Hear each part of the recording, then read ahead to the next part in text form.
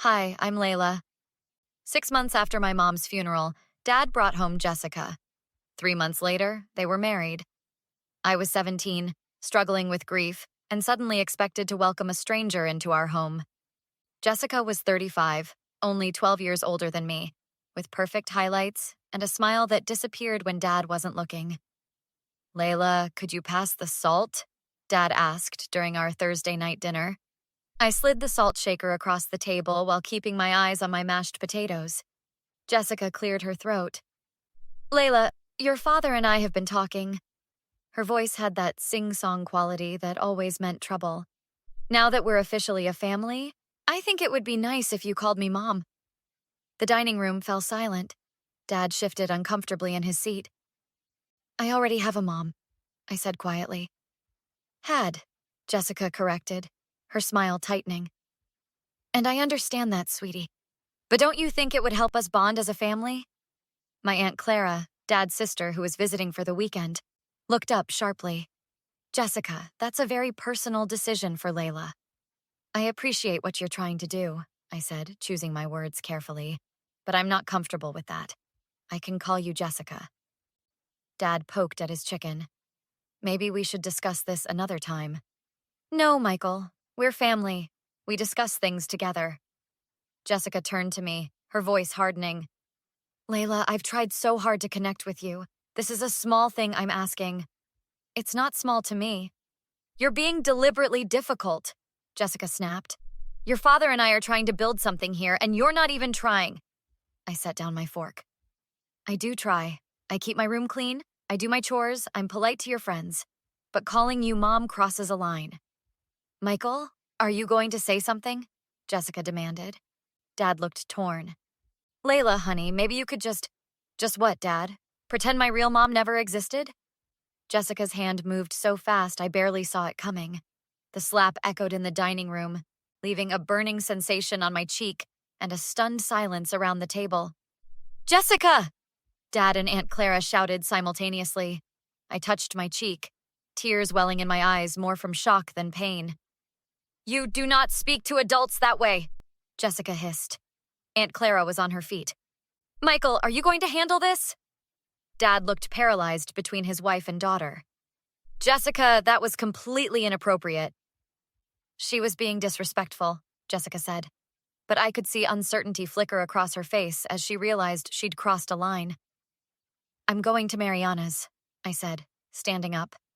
Mariana had been my best friend since 3rd grade and lived just down the street. Layla, wait, Dad started. Let her go, Michael, Aunt Clara said. I think we all need to cool down. As I grabbed my phone and jacket, I heard Aunt Clara's voice, low and furious. If you ever touch my niece again. I didn't wait to hear the rest. She actually slapped you? Mariana gasped, tucking her legs underneath her on her bed. That's assault, Layla. I touched my cheek, the red mark fading but the humiliation still burning. I don't know what to do. Dad just sat there. What did your aunt say? She seems like she's got her head screwed on right. She was furious. She's staying through the weekend, but then what? It'll just be me and them again. Mariana twirled a pencil between her fingers, her habit when she's thinking. You should document everything. Take a picture of your face right now.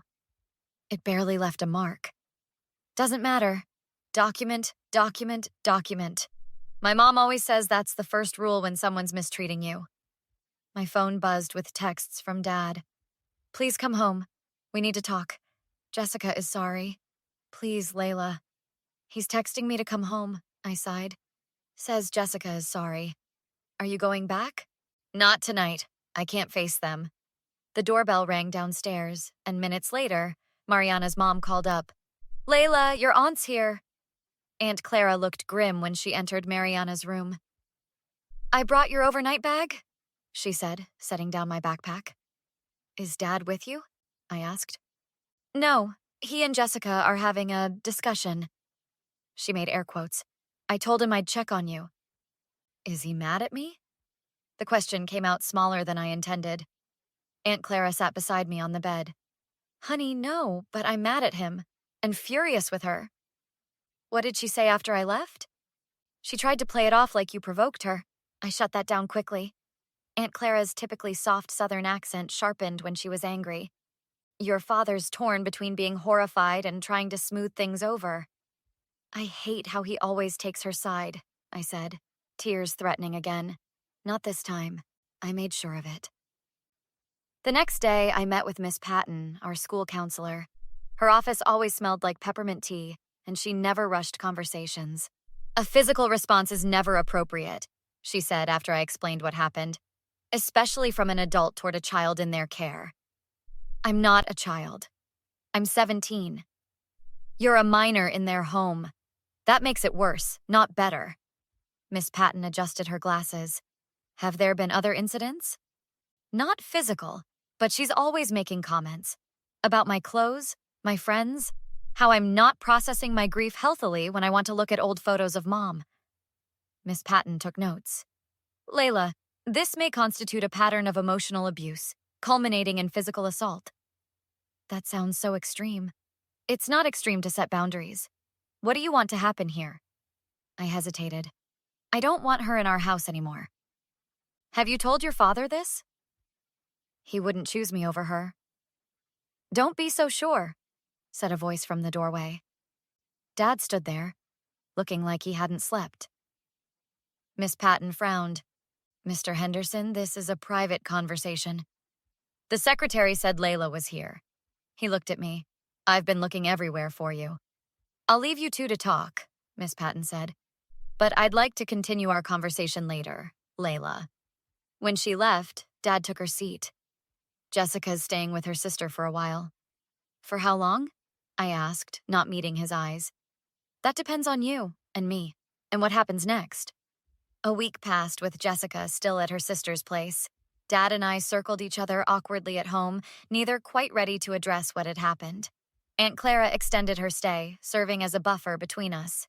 Friday evening, Dad knocked on my bedroom door. Layla, Jessica wants to meet, to apologize in person. I looked up from my homework. I don't want to see her. She feels terrible about what happened. Good. Dad sighed, leaning against my doorframe. Can you just hear her out? For me? For you? I repeated, incredulous. Did you hear yourself? She slapped me across the face and you're asking me to make it easier for her? That's not what It's exactly what you meant. I closed my textbook. Fine. Where? The coffee shop downtown, neutral territory. Your aunt will be there too. When? Tomorrow at noon. The coffee shop was busy when we arrived. Jessica was already there, sitting stiffly in a corner booth. She'd clearly been crying. Layla, she said, standing as we approached. Thank you for coming. I slid into the booth beside Aunt Clara, keeping Dad between Jessica and me. Can I get anyone drinks? Dad asked, clearly uncomfortable. Just get to the point, Aunt Clara said. We're not here to socialize. Jessica clasped her hands on the table. Layla, I want to apologize for my behavior. It was completely unacceptable and I'm deeply ashamed. Okay, I said flatly. I've been seeing a therapist this week. I realize I've been trying too hard to replace your mother instead of finding my own place in the family. Dad nodded encouragingly. Jessica's really been working on herself.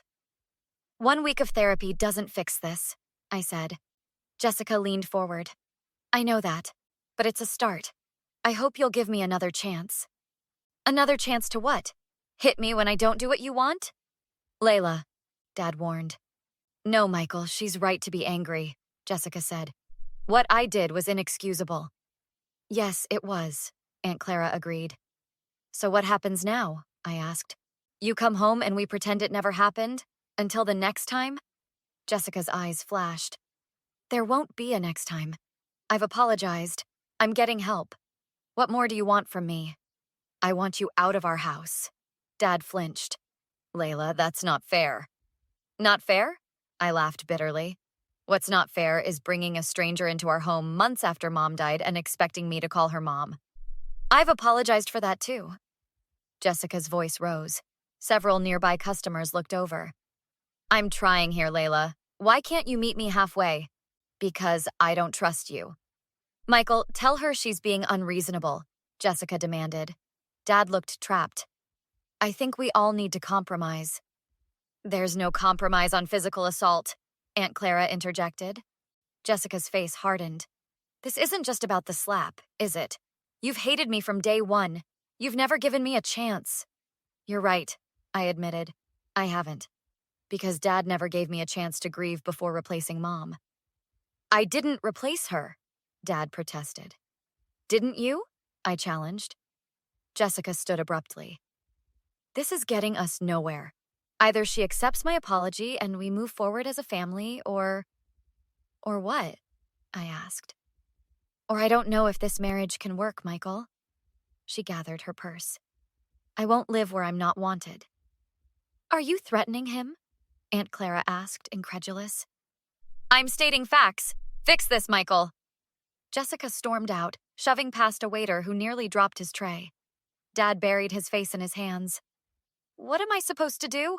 Choose, I said simply. 2 days after the coffee shop disaster, I came home from school to find Dad and Aunt Clara waiting for me in the living room. Is everything okay? I asked, dropping my backpack by the door. Dad looked more resolute than I'd seen him since before Mom died. I've filed for an annulment, I blinked, processing his words. From Jessica? Yes, and I've applied for a temporary restraining order. A restraining order? I repeated. Why? Aunt Clara spoke up. Jessica came by last night while you were at study group. She was not herself. Dad rubbed his face wearily. She was drunk, making threats. Said she'd make us both sorry if I chose you over her. What kind of threats? Enough that the judge granted the TRO this morning, Aunt Clara said. I should have listened to you sooner, Dad said. I was so focused on not being alone that I didn't see what was happening right in front of me. The doorbell rang. Dad checked his phone and nodded to Aunt Clara, who answered it. Miss Patton entered with a woman in a crisp pantsuit. Layla, this is Sandra Okafor from Family Services. I mentioned your situation to her. Is this necessary? Dad asked, looking alarmed.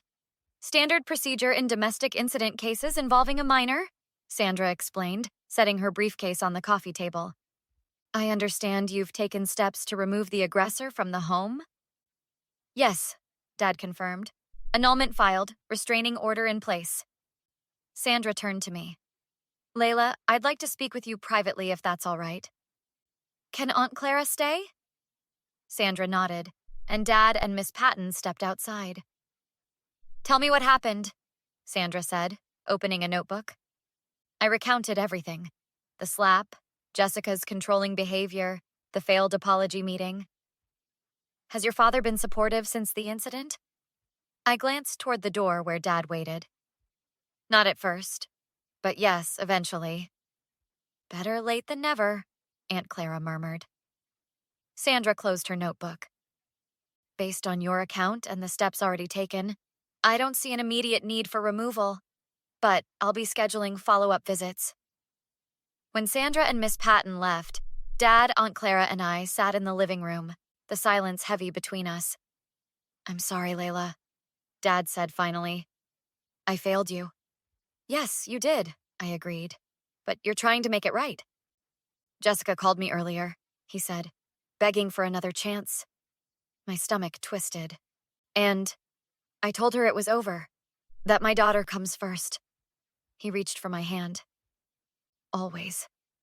2 months later, Dad and I sat in the courthouse hallway, waiting for the final hearing on the restraining order. Nervous? He asked. A little. What if the judge doesn't extend it? Then we'll find another way.